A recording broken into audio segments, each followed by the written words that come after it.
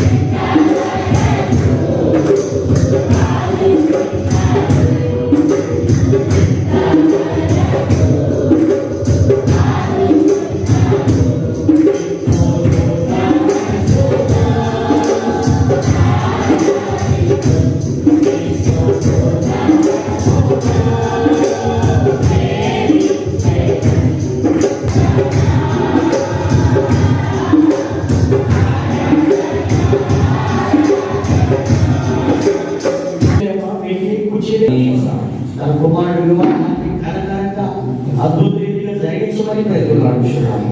సమస్త అవసరం తీర్చమని ప్రయత్నాడుచున్నాము. సహాయం చేయండి. మరి ప్రభాకుల వాళ్ళు మరి ప్రభా మరి నరేంద్ర రాంబాబు వారు కట్టుకొచ్చిన ఇల్లు విషయం ఆయన దాన్ని శీఘ్రంగా కంప్లీట్ చేసుకోవడానికి ప్రభు చూపించమని శీఘ్రంగా వారు ఆ గృహాల్లో ప్రవేశించి సుఖంగా జీవించడానికి ఆయన వాతావరణాన్ని అనుకూలపరచమని ప్రయత్నిస్తున్నాము. ద్రవ్యములు సమకూర్చండి ప్రభా, మీరే సహాయం చేయమని తోడుగుణమని ప్రతిపాడుతున్నాము. తండ్రి మరి ఈరోజు తీసుకొచ్చిన పలహారం తండ్రి దాని అంతకంతగా అనేకట్లు తిరిగి దాయించుకున్నారు. సంఘములు మీ కృపచి కాచి కాపాడమని వివాహాలు జరగాల్సిన వారిని వివాహాలు జరిగించమని ఆయన ప్రభావం ఉద్యోగం కోసం ఎదురు చూస్తున్న వారికి ఉద్యోగం దయచేయమని సేవ చేయాలనుకున్న వారికి సేవ చేసే అవకాశం ఇప్పించమని ఆయన ప్రతిపాడు యేసు పరిశుద్ధ నామములో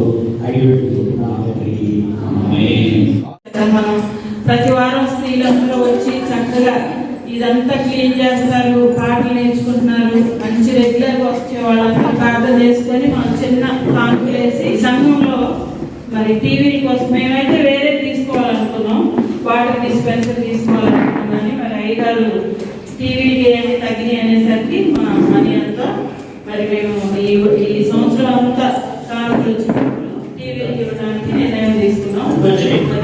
7,000 రూపాయలు.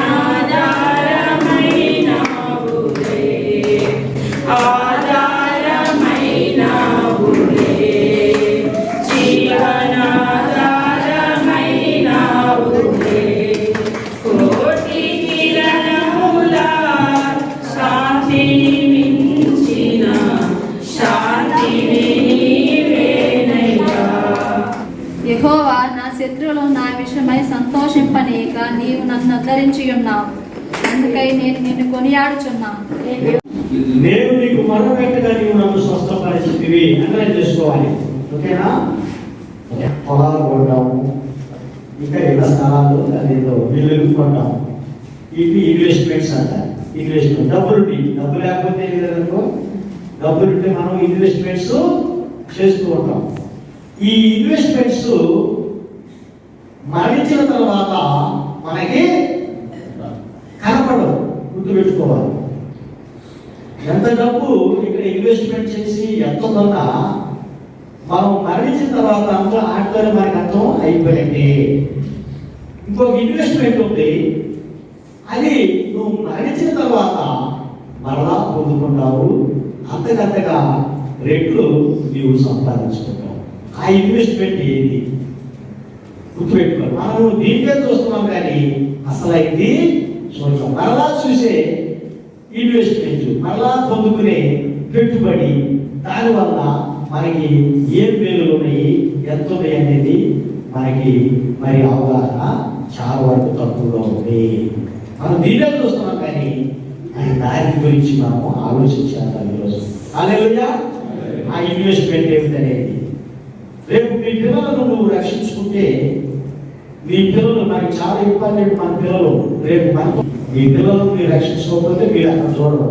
ఆ పిల్లలు మీ పిల్లలు చూడాలనుకుంటే పరలోకంలో ఇప్పుడే వాళ్ళు రక్షణలోనికి రావాలి.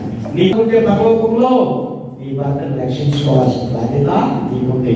నీ భార్యను నువ్వు పరలోకంలో చూడాలంటే నీ భార్యని రక్షించుకోవాల్సిన బాధ్యత నీ మీద ఉన్నది. హల్లెలూయా. కనుక పిల్లల జ్ఞాపకం చేసుకోవాలి, రక్షణ అనేది ఫ్రీ గిఫ్ట్. రక్షణ ఫ్రీ గిఫ్ట్. నమ్ము ప్రతి వాడు రక్షింపబడును. గుర్తుపెట్టుకోవాలి, రక్షణ దేవుడు ఇచ్చింది ఫ్రీ. కానీ మనకి పరలోకంలో గ్రేడ్లు ఉన్నాయి. గ్రేడ్లు ఉన్నాయి అక్కడ. ఆ గ్రేడ్లు ఎట్లా ఉంటాయి అంటే మనం చేసినటువంటి కార్యాలు, మనం చేసినటువంటి పనులు ఆధారపడి అక్కడ నీకు గ్రేడ్స్ ఉంటాయి. అవి గుర్తుపెట్టుకోవాలి. ఆ గ్రేడ్స్ మహిమలు వేరు ఉంటాయి. ఒకరి మహిమ ఒకరిలాగా ఉండదు. పరలోక రాజ్యం అందరూ దొరుకుతుంది, కానీ ఈ డిగ్రీస్ అనేది సపరేట్ అన్నమాట. గుర్తుపెట్టుకోవాలి. నువ్వు మంచి డిగ్రీ పొందుకోవాలంటే నువ్వు ఇక్కడ చేసే క్రియలను బట్టి నీకు దొరుకుతుంది. నాకు సాల్వేషన్ గిఫ్ట్ చాలే అనుకుంటే పరలోకంలో ఉంటావు, కానీ నీకు గ్రేడ్స్ అనేది తగ్గుతాయి. నువ్వు మంచి గ్రేడ్ సంపాదించుకోవాలంటే ఏమి చేయాలో నేను ఇప్పుడే మీకు చెబుతున్నాను. హల్లెలూయా. రక్షణ వేరు, పరలోకంలో ఉన్న బహుమతులు వేరు.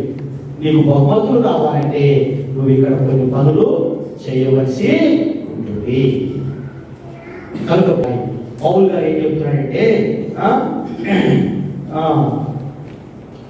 4వ అధ్యాయము 7-8 వచనాలు, 2వ తిమోతి 4వ అధ్యాయము 7-8 వచనాలు ఒకసారి మనం చూసుకుందాం.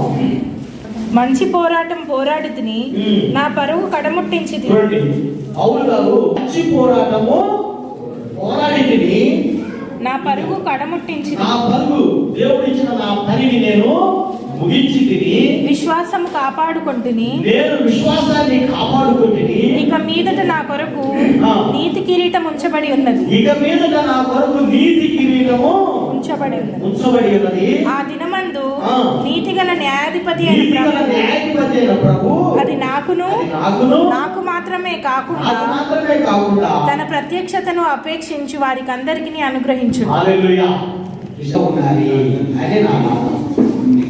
దేవుడు వాక్య విషయంలో మీరు కాన్ఫిడెన్స్ గా ఉండాలి, సిగ్గుపడకూడదు, కన్ఫ్యూజ్ గా ఉండకూడదని నేను మీకు కొన్ని లేఖనాలు మీకు నేను గట్టిగా మరి చెప్పవలసి వస్తుంది. ఎవరినెంత ముందు ఆయన రాజ్యమును నీతిని మొదట వెతుకుడి. Hallelujah. Participating in the spirit of the gospel. నువ్వేం చేయాలంటే సువార్తను ప్రకటించే దాంట్లో నువ్వు పాలు భాగస్తులుగా ఉండాలి. గుర్తుపెట్టుకోవాలి. సువార్త ప్రకటనలో నీవు కావాలి. మన చర్చి యొక్క ముఖ్య ఉద్దేశం ఏంటంటే ఏదో నమ్ముకొని ఉండడం కాదు, నువ్వు ఒక సేవకుడిగా, ఒక సైనికుడిగా తయారవ్వాలి. హల్లెలూయా. నింపి వాళ్ళకి వాక్యం చెప్పి పంపించడం కాదు, వాక్యం చెప్పేటట్టుగా తయారు చేయాలి. అది సంభవం, గుర్తుపెట్టుకోవాలి. సీట్ కాదు, సెట్టింగ్ కెపాసిటీ ఉండాలి చర్చ్కి. ఏదో సీట్ వేసి కూర్చోబెట్టి పంపించడం కాదు, సువార్త ప్రకటించడానికి పంపించాలి. అది మన యొక్క చర్చ్ ఉద్దేశం అన్నమాట. నేనేదో లక్ష్యపడి నాకు నేనుగా సంతోషంగా ఉండకుండా నశించిపోతున్న ఆత్మల విషయమై ఆలోచన కలిగి ఉండాలి. ఎక్కడైనా అవకాశం దొరికితే దేవుని మాట మాట్లాడాలి, కానీ ఏ మాటలు మీరు మాట్లాడద్దు. నువ్వు ఇచ్చిన ప్రతి రూపాయి, ప్రతి 100 రూపాయలు వ్యర్థము కాదని జ్ఞాపకం చేసుకోవాలి. దేవుడు నామంలో నువ్వు పెట్టిన ప్రతి పైసా దేవుడు నీకు సహాయము అంతకంతగా రెట్లు 100 రెట్లు తిరిగి దయచేస్తారని నువ్వు జ్ఞాపకం చేసుకోవాలి. ఆమేన్. అట్లాగా ఈ రకంగా మనము జీవించాలి. సోల్ విన్నింగ్ అన్నమాట. Strong emphasis on soul winning. ఆత్మను రక్షించాలనే తీవ్రత నీకు ఉండాలి.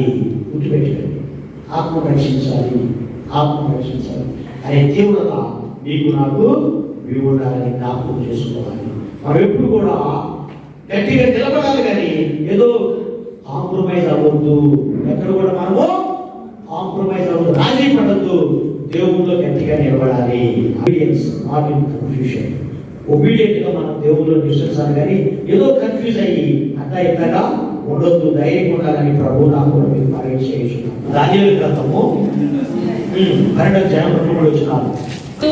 సమాధులలో నిద్రించే అనేకులు మేలుకొనెదరు, కొందరు నిత్య జీవం అనుభవించుటకును. మరియు సమాధులలో నిద్రించు అనేకులు మేలుకొనెదరు, కొందరు నిత్య జీవం అనుభవించుటకును.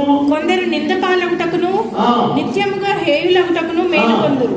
ప్రభు నమ్మని వారు నింద పాలైపోతారు, హేయులైపోతారు. బుద్ధిమంతులైతే ఆకాశ మండలంలోని జ్యోతులను పోలిన వారై ప్రకాశించెదరు. నీతి మార్గం అనుసరించి నడుచుకొని నీతి మార్గం అనుసరించి నడుచుకున్నట్లు ఎవరు అనేకులను త్రిప్పుదురో వారు నక్షత్రము వలె నిరంతరమును ప్రకాశించెదరు. చూడండి, స్వార్థ సేవ చేస్తే హల్లెలూయా. అట్లాగే ఏమంటాడు 11:18 సామెతలో, భక్తిహీనుల సంపాదన వారిని మోసము చేయును. నీతిని విత్తువాడు శాశ్వతమైన బహుమానము నందును. చూసారా, దేవుడి విషయంలో మనం నిర్లక్ష్యం చేస్తే దేవుడు ఒప్పుకోడని జ్ఞాపకం చేసుకోవాలి. హల్లెలూయా. జ్ఞాపకం చేసుకున్నాం. అపోస్తలుల 4:36-37 కుప్రేలో పుట్టిన లేవీయుడగు యోసేపు అని ఒకడుండెను. ఇతనికి అపోస్తలులు హెచ్చరిక పుత్రుడు అని అర్థమిచ్చి బర్నబా అని పేరు పెట్టి ఉండిరి. ఎగ్జాంపుల్స్ మనకి ఈ రోజు కూడా మనం గ్రామాల్లో వింటూ ఉంటాము. అయ్యా నేను సంఘం మీరు సంఘం కట్టుకుంటే ముందుకు వస్తారు కదా. చాలా మంది మేము సంఘిస్తామయ్యా మీరు సంఘాన్ని కట్టుకుంటే. అట్లాగా బర్నబా ఆ రోజుల్లోనే ఏం చేశాడంటే, ఇతడు భూమి గలవాడై దానిని అమ్మి దాని వెన్న తెచ్చి అపోస్తలుల పాదముల యొద్ద పెట్టెను. తీసుకొచ్చి అక్కడ పెట్టాడు. ఎవడును తనకు కలిగి చూసారా 32 అంటే అపోస్తలుల కార్యములు 4:32.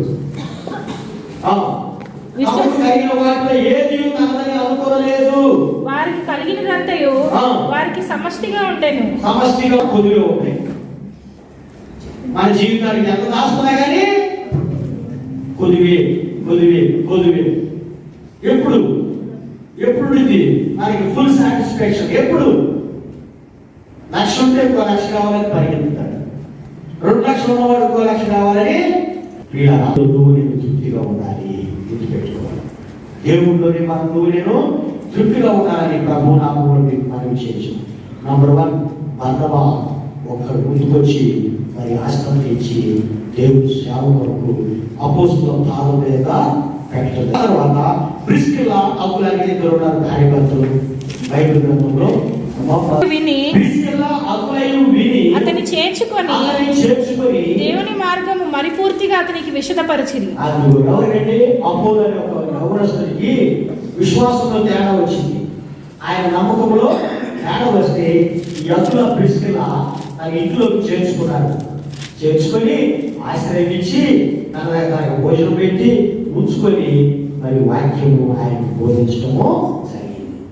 అబుల క్రిస్టియన్ వీళ్ళు కూడా సువార్త సేవలో ఉన్నారన్నమాట. బోధించడం సరిగ్గా చెప్పడం.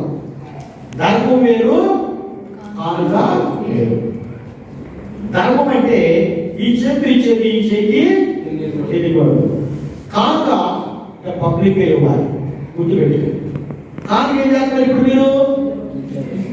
ధర్మం చేయాల్సింది పేదలకి, బాధపడుతున్నారు వారికి సైడ్ పోయి చేతులు పెట్టుకోవాలి.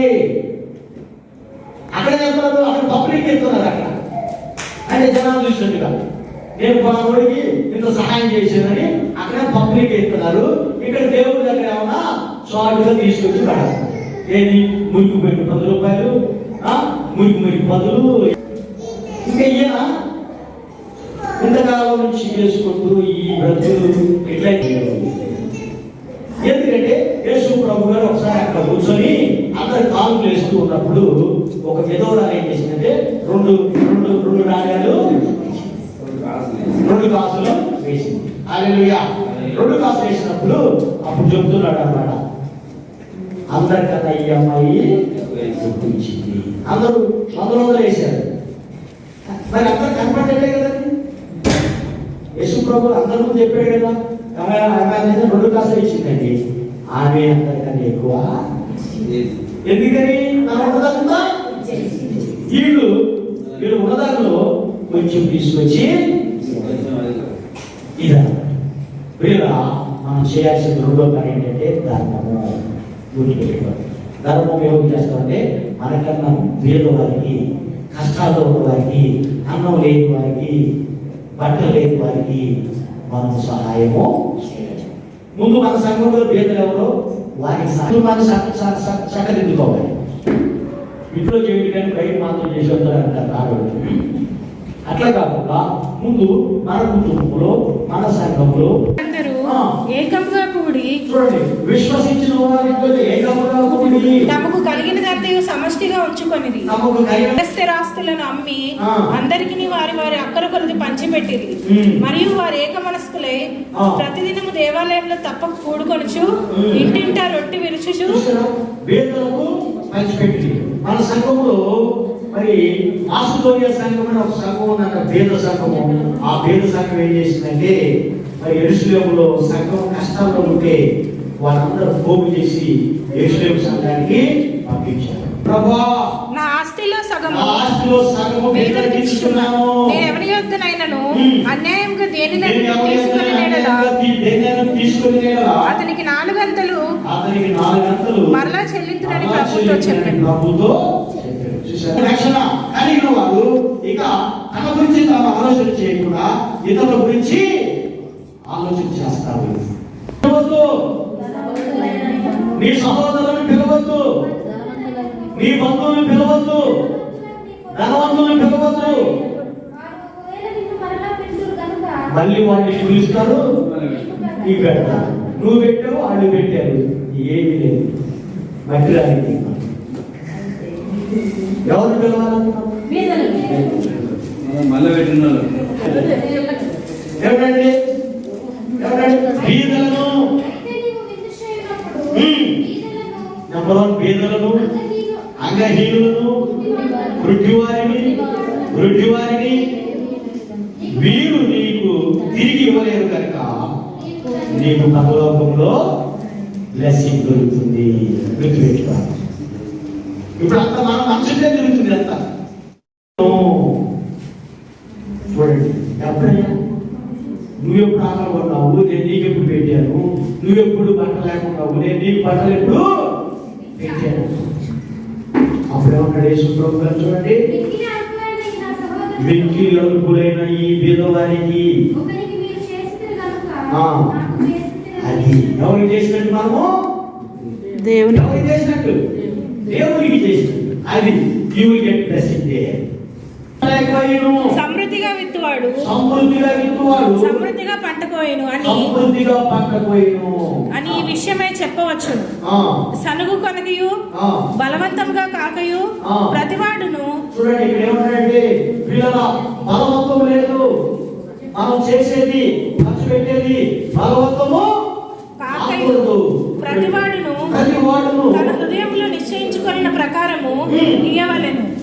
మన హృదయంలో ఏదైతే నిశ్చయించుకున్నామో దాన్ని మాత్రమే ఇవ్వాలి. మనస్ఫూర్తిగా ప్రేమగా దేవునికి ఇవ్వాలి. కానీ సడుక్కున్న మీరు ఇంకేమన్నారు కానీ తీర్చుకోలేదు. మొక్కుబడులు 4వ అధ్యాయము ఇది అయిపోయింది, ముగించాను. చూడండి, ప్రసంగ 5వ అధ్యాయము 4వ వచనం. నీవు దేవునికి మొక్కుబడి చేసుకున్నప్పుడు దానిని చెల్లించుటకు ఆలస్యము చేయకము.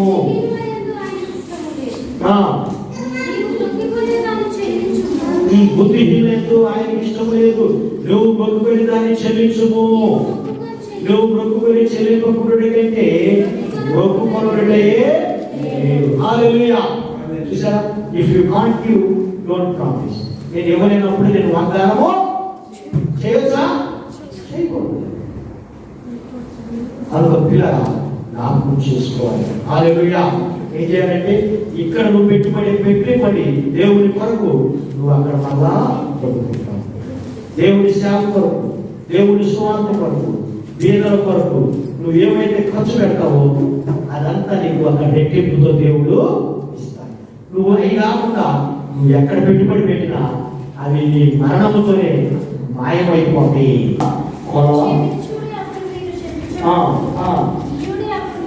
వీయుడి అప్పుడు మీకు ఇవ్వబడును.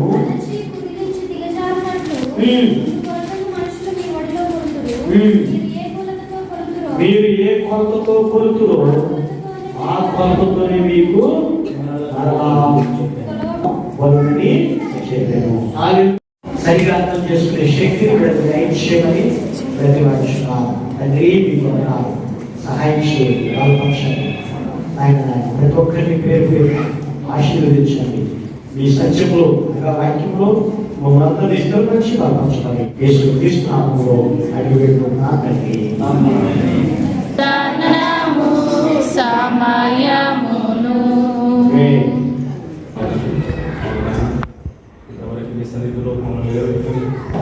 మాకు ఇచ్చిన మీ ఆరాధన సందేశం కొరకు వందనాలు చేస్తున్నాము. ఈ దినాన్ని సమయాన్ని చూడడానికి ఎందరో మనుషులు కాలంలో తెలుసుకున్నాం. మమ్మల్ని మాత్రం సజీవ బలిపరుచుకుని మరొకసారి చేసుకొని మిమ్మల్ని శుద్ధించడానికి ఆరాధించడానికి వాక్యం బట్టి వందనాలు చేస్తున్నాం. అవునైనా గడిచిన వారం అంతా మమ్మల్ని క్షేమకరంగా కాపాడడం బట్టి తండ్రి మరి ఇంతవరకు విదాసాన్ని మీ శిరోసంగా మరుగుపరుచుకొని మరైనా మీ వేరే నుంచి కొన్ని మాటలు మరి వివరించిన విధానం కొరకు వందనాలు. మరి ఇంతబడిన ప్రతి మాటలు ప్రతి హృదయంలో ఫలించడానికి సహాయం అనుగ్రహించింది తండ్రి. మాదిరిగా కుటుంబాన్ని కట్టుకుని అంత జ్ఞానాన్ని కూడా దయచేయండి. గొప్ప దేవుడు నీవే కదా వారి జీవితంలో బిడ్డలకు ఆయన నిరూపించి సహాయం చేసి స్థిరపడిన కృప